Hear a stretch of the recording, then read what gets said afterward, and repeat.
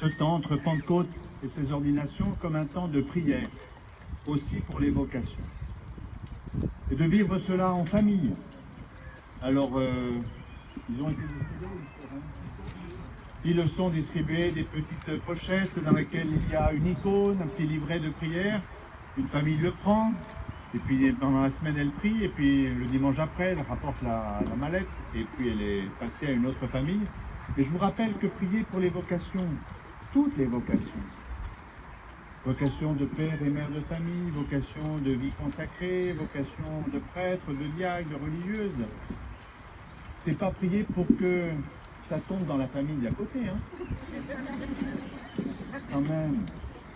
C'est prier pour que ça puisse aussi tomber. Chez nous, parfois ça surprend, hein. Moi, quand j'ai annoncé à mes parents que je voulais rentrer au séminaire, ça a eu du mal à passer. Et puis maman a mal dormi, et puis elle s'est rappelé que un jour, j'avais 5 ans, elle avait fait une prière parce que j'étais malade, et puis elle avait dit à Marie, vous en faites ce que vous voudrez. Puis elle avait oublié. Elle avait oublié. Et puis, quand j'ai annoncé, elle s'est rendue compte que, tiens, elle était exaucée, mais pas comme elle le pense.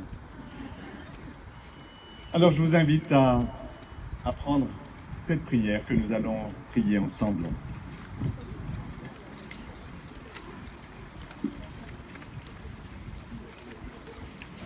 Seigneur Dieu, notre Père, nous te rendons grâce pour ton peuple, que tu ne cesses de susciter sur cette terre de l'Essonne. Nous te rendons grâce pour la part que chacun des baptisés prend dans l'édification du corps du Christ et le service de sa mission. Nous te disons merci pour les prêtres que tu nous as donnés. Comme des vases d'argile, ils nous livrent ton Fils, trésor de nos vies. Seigneur, pardonne nos tiédeurs et nos peurs, à répondre et à relayer tes appels. S'il te plaît, aujourd'hui encore, donne-nous les pasteurs dont nous avons besoin pour soutenir la vocation et la réponse de nos communautés et de chacun d'entre nous à vivre selon l'Évangile. Pour que notre Église soit missionnaire et fraternelle, fais se lever des hommes aux mains aimantes et compatissantes pour annoncer l'Évangile, pour nous donner ton Fils Jésus et servir l'unité de son corps. Aide nos communautés à proposer de devenir prêtres et à soutenir ceux qui accueillent cet appel.